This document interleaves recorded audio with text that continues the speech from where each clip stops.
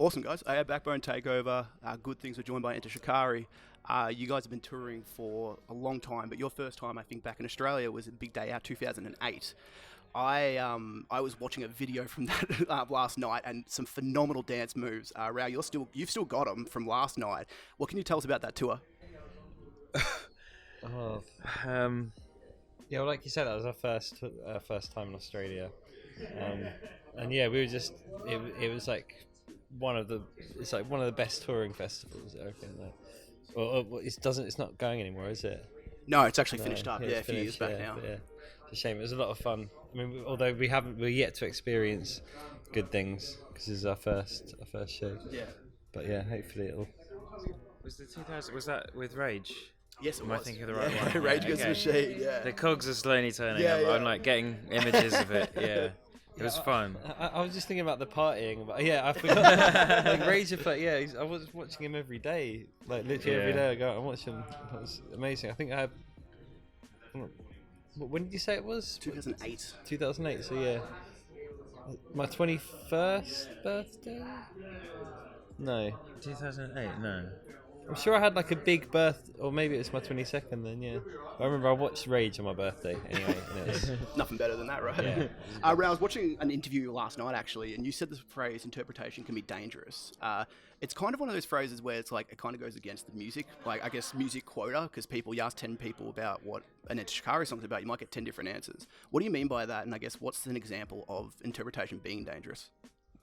Well, it's a very strange thing to say because, like, you know, art as a thing is open into interpretation. It's like a gift that you give out, and then people put their own meaning into it, and it becomes theirs. And like you say, everyone will have a slightly different take on things at a different angle. But now, in 2019, where like truth is this really slippery fish that we're all trying to grab onto.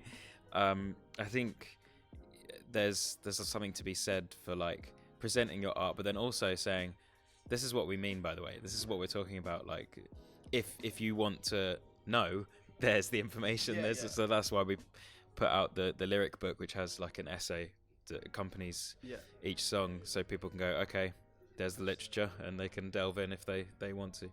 Do you think it's more, I guess, dangerous in 2019 to be a political band because of the backlash that can come with it? I hate using the term, but cancel culture does get thrown around a lot, and a lot of bands feel like they almost don't bother in going to politics. Do you find it? Do you think it's harder? Do you think less bands, I guess, are coming out as a political band in 2019? I don't know if it's any harder. I think there's certainly like an air of just like bitter and very quick like indignation, like people just, you know, outrage culture, I guess. Like people, if they don't agree with you, they're just very quick to pounce, and like, you know, like I've never been normally one to like stick up for politeness, but like politeness has just like disappeared from like online interactions, and you know, as well in the real world, for better and for worse in some cases, right? Yeah, I think so. It's a really strange situation at the moment, but I don't know. I think if you feel strongly enough about something, then it's gonna seep into your art, whether you like it or not, if your art is real. So I think most people who were gonna use their art to address, you know, to have social commentary, I don't think the current climate of anger will stop them. Yeah, you're sort of either going to do it or you're not. I was looking through my my vinyl collection actually the other day, and I saw a couple albums I thought I'd bring to you and kind of what they actually meant to you. Rage Against the Machine, self-titled. Just in terms of the album cover and everything, like I know you've talked about being kind of a teenager and listening to Rage. Like, what did they mean to you? I mean, I remember Rob, actually, our drummer, giving me this on CD, and I was like 14, and it was the first band. It was before we were on the verge of discovering our like local hardcore and punk scene and stuff, and so it was the first band for me that was like, wow, this dude fucking means it. Like whatever he's singing about, I can't grasp it. I don't know as a kid, but like I still don't think I know. Like you're still 100% you're behind him, right? Yeah.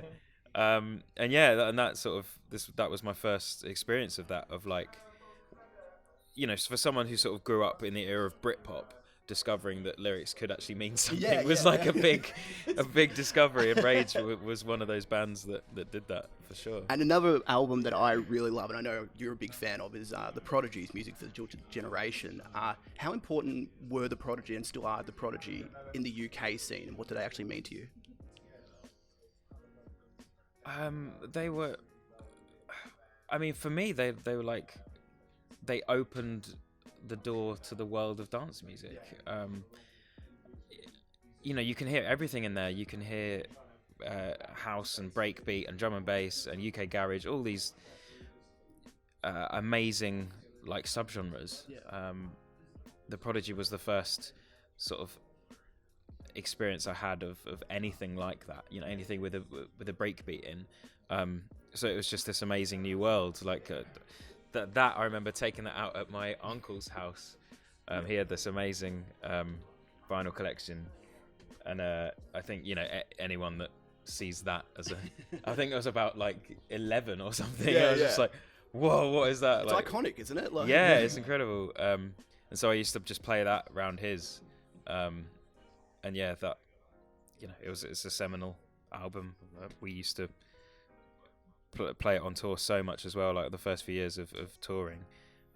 No Good Start of the Dance was like our tour song. We used to like come on stage to it and everything, like, and then we got to tour with them like a few years later, so it was What did that mean to you? I've seen you quote in an interview kind of Keith Flint, rest in peace, kind of shattered the macho kind of arrogant rock star, kind of, in your opinion, and he was this really humble guy. How important was that, and did you get to really chat to him, and do you know the guy as well?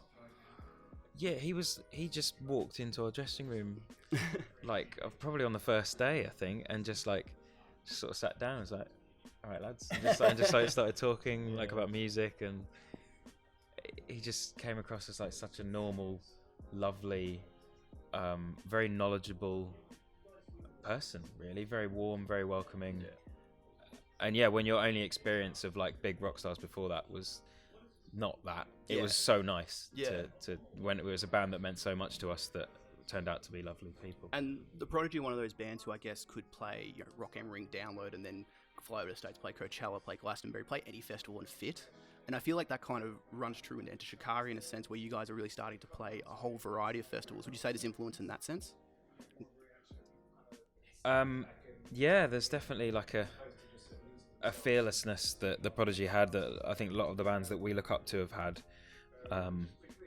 You know, we've never wanted to sort of fit into one very thin slice of the musical spectrum. And you know, the fact that we're able to play so many different festivals is amazing. Like we get to see so many different awesome bands. So. And just two quick questions before we get out. I had this one from a fan. What do you think the most underrated Enter Shikari track is, and what the most overrated Enter Shikari track is?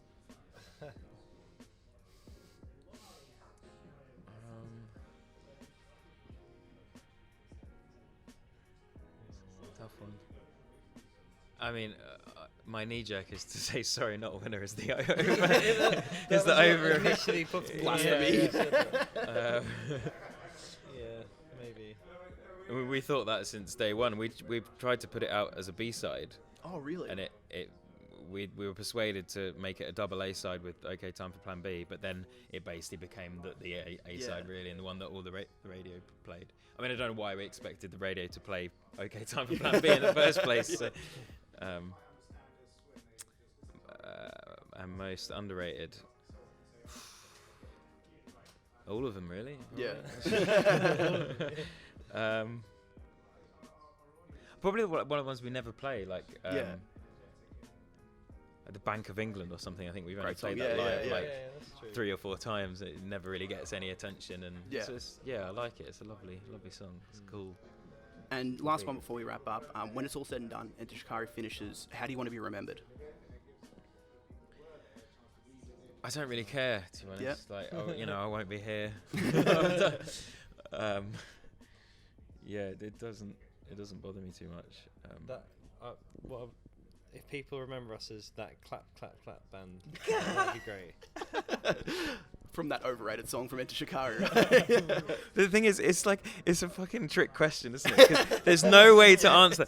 Well, you know, I just want to remember there's like those nice guys that made good, honest music. Yeah, It's yeah. like fuck off. Like, yeah, Awesome. pass. Enter Shikari, good things. New music probably coming out next year. It's been Yes. a pleasure, guys. Appreciate it so much, and have a great day. Yeah. Thank you for having us.